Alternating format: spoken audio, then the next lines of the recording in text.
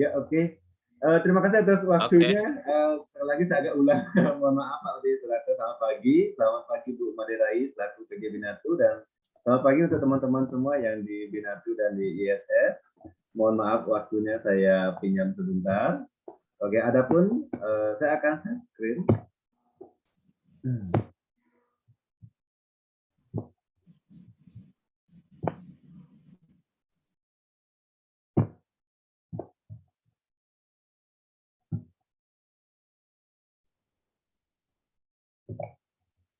Baik, suara saya terdengar ya? Sudah. Oke, sudah terdengar. Oke, terima kasih. Perkenalkan, nama saya Iketut Ira Sandita. Saya adalah peserta latar CPNS untuk unit di RSP Sudah bagus. Ya, saya juga sebagai seorang perawat di Triase IGD RSP Samarinda Pasar. Kebetulan saya memiliki tugas dasar yaitu untuk menyelesaikan beberapa permasalahan di Triase. Salah satu permasalahan yang saya ambil itu adalah kurangnya jumlah selimut untuk pemenuhan kebutuhan pasien di Triase IGD RSP Samarinda Pasar. Hal ini bentuk kegiatan yang saya akan susun itu adalah sebuah panduan formula, di mana di Triase itu belum memiliki sebuah panduan formula, sehingga Triase pun agak bingung untuk meminta daripada jumlah selimut yang akan distribusikan dari Binatu ke Triase. Oke, adapun isi panduannya meliputi, hancang.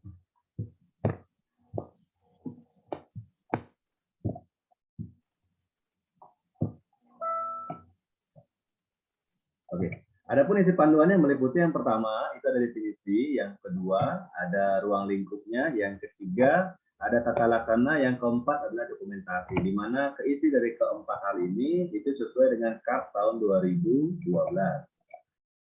Oke, kita masuk yang pertama, yaitu definisi. Ya, mengapa sih sebuah selimut itu? Ya, yang pertama itu pentingnya sebuah selimut yaitu adalah upaya daripada pemenuhan kebutuhan dasar manusia di dalam pemberian asuhan keperawatan yang kita lakukan setiap harinya. Yang kedua yaitu menjaga pasien, menjaga privasi pasien. Di mana yang kita ketahui bersama, ketika pasien memasuki di ruang triase, kita pasti akan melakukan namanya tindakan exposure. Exposure itu adalah tindakan yang dimana kita membuka semua pakaian tubuh pasien untuk dilakukan pemeriksaan secara merata. Sehingga setelah kita melakukan tindakan seperti itu, apakah kita biarkan? Kan tidak. Jadi hal itu akan menyebabkan privasi daripada pasien itu terancam. Demikian. Jadi pentingnya selimut di sana. Yang ketiga itu ada empati petugas. Sama seperti kita, ketika ada keluarga kita yang datang ke triase dalam kondisi sakit, masa kita biarkan saja di tempat tidur begitu saja? Kan tidak. Jadi kita harus memberikan minimal selimut untuk memberikan, menunjukkan bahwa kita memiliki empati untuk memberikan pelayanan kesehatan kepada pasien. Oke, yang keempat, hal ini yang paling fatal, yaitu pasien dapat mengalami hipotermi dan kematian sistemik. Nah, kan banyak yang berpikir, mengapa sih sebuah selimut bisa menyebabkan hal bersifat mortality ataupun menyebabkan kematian? Oke, selimut merupakan salah satu cara untuk mengurangi risiko pasien mengalami hipotermi. Hipotermi itu maksudnya adalah pasien yang dimana suhu tubuhnya berada di bawah 35 derajat.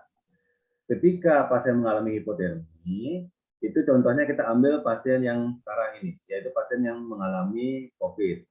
Pasien yang mengalami COVID, banyak sekali yang mengalami terjadi desaturasi. Desaturasi itu artinya penurunan kadar oksigen dalam tubuhnya.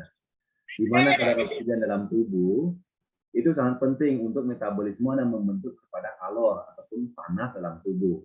Sehingga ketika pasien mengalami desaturasi, pasien cenderung mudah menggigil.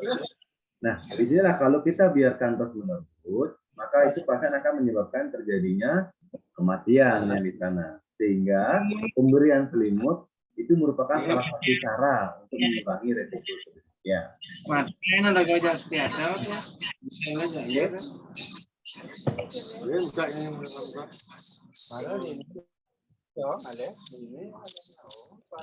Tolong teman-teman di bawah, mic-nya dimatikan ya.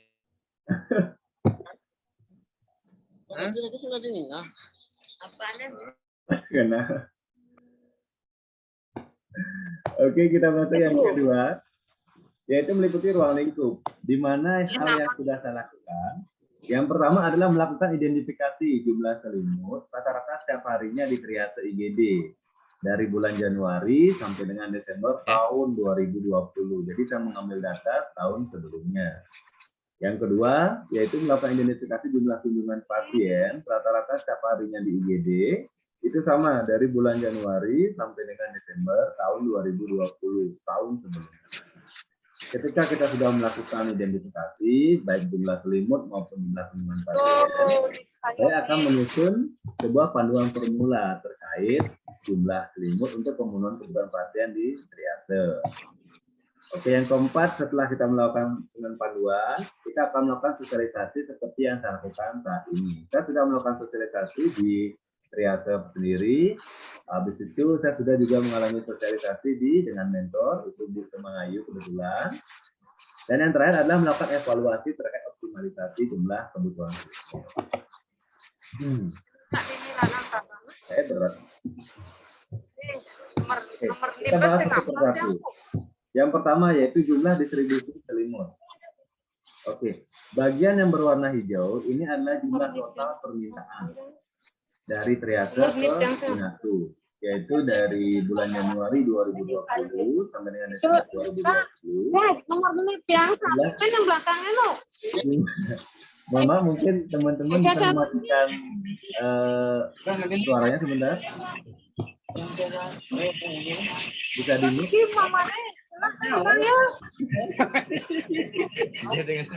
Oke, sambil jalan ya, biar tidak menyita waktu yang banyak. Jadi jumlah total permintaan selimut untuk bulan Januari sampai dengan Desember itu sejumlah 6.557 part per tahunnya. Jadi kalau kita bagi per hari dalam 36 hari itu totalnya sejumlah 18 part. Oke, sedangkan jumlah kedatangan selimut dari bulan Januari 2020 sampai dengan Desember 2020 itu sejumlah 6.487 part per tahunnya. Jadi rata-rata kalau per hari hampir sama dengan yang permintaan, yaitu 17,7 part per harinya. Nah, sekarang kalau kita bandingkan dengan jumlah total kunjungan pasien dari bulan Januari sampai dengan Desember 2020, itu jumlah total kunjungan di triase itu mencapai 33.477 orang per tahunnya. Ini sumbernya dari Timar, tanggal bulan Januari 2020 sampai dengan Desember 2020. Jadi totalnya kunjungan per hari itu bisa mencapai di triase adalah 91,6 orang. Jadi agak cukup jauh dari jumlah kedatangan selimut sampai dengan jumlah kunjungan daripada pasien itu sendiri.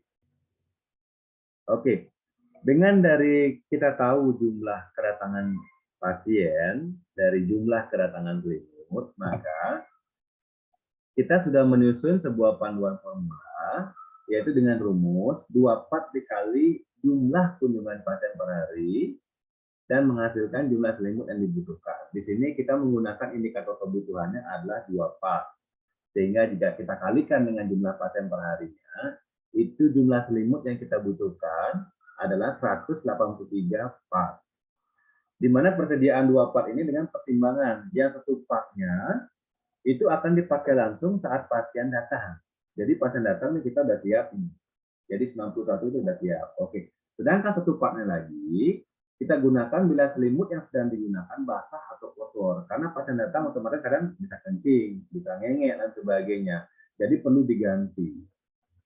Tapi kan tidak seluruhnya kita ganti. Ya, jadi berdasarkan hasil observasi dan masukan dari tim jaga di triase, hanya 25% selimut yang perlu diganti saat digunakan oleh pasien.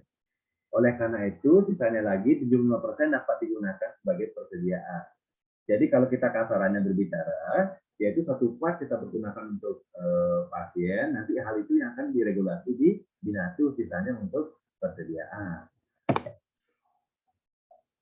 Oke, kita masuk yang keempat, yaitu sosialisasi. Ya, sosialisasi dilaksanakan secara konsisten untuk memastikan selimut selalu tersedia, di mana semua perawat harus memahami pemenuhan kebutuhan pasien.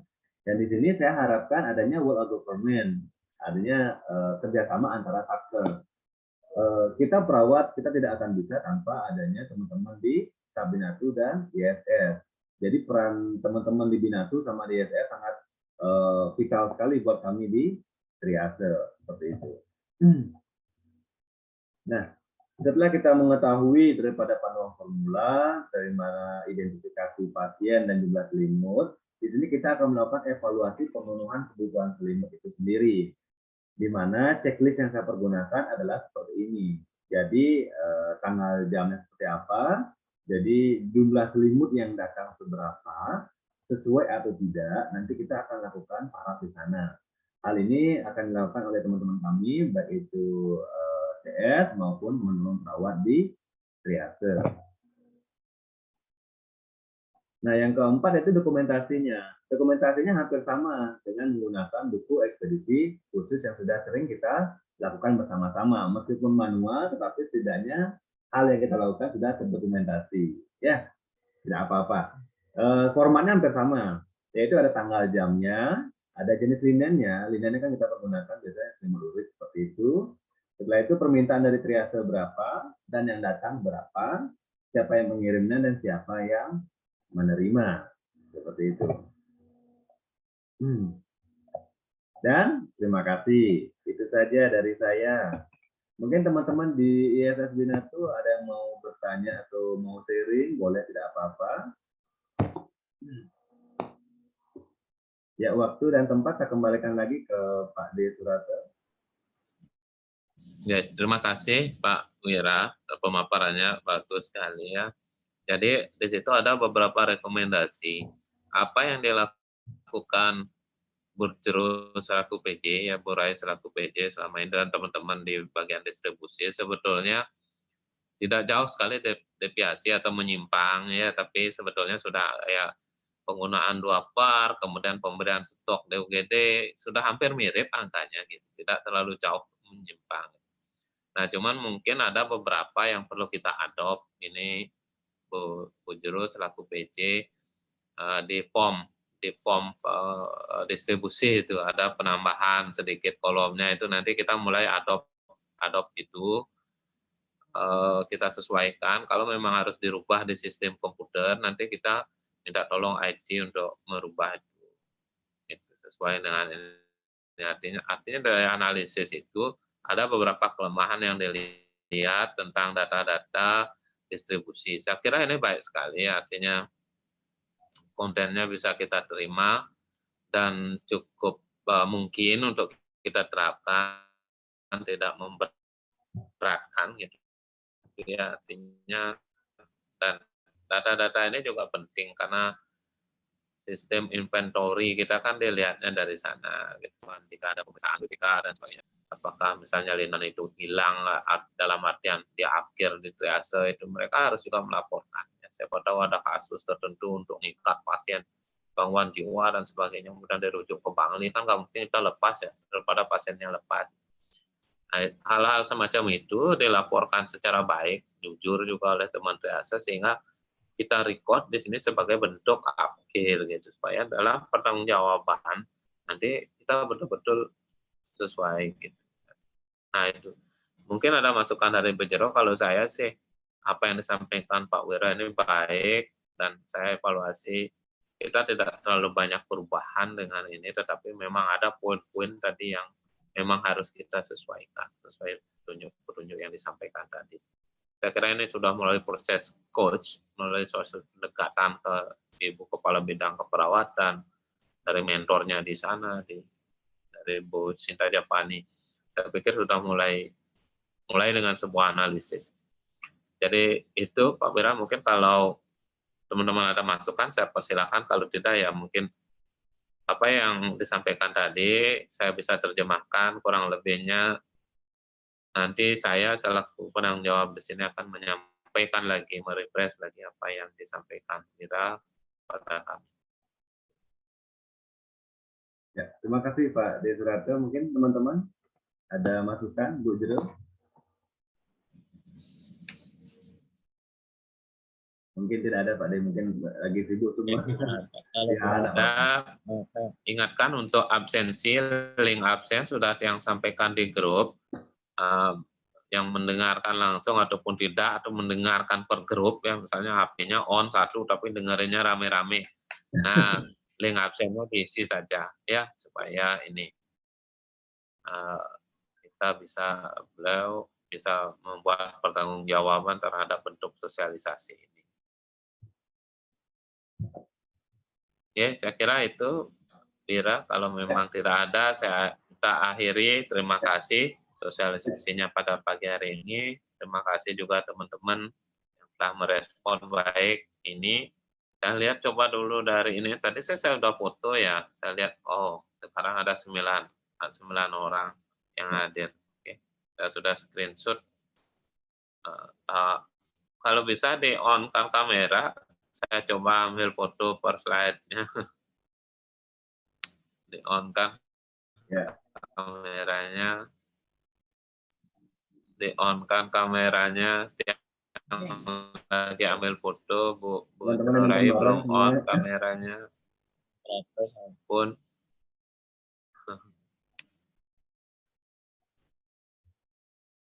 Oke, slide 1, saya dan Pak Wira. Slide 2 juga belum ada yang on. Ya, saya kira sudah Pak Wira ya. Saya akhiri. Terima kasih. Selamat pagi. Kita kembali ke aktivitas. Beberapa dokumen nanti saya sampaikan lewat WA. Ya. Saya akhiri dengan Pramasati Om Santi Rahayu buat kita semua. Ya. Ya. Izin live ya. Oke, terima kasih. Ya. Ingat ya. Ya. Terima kasih Pak.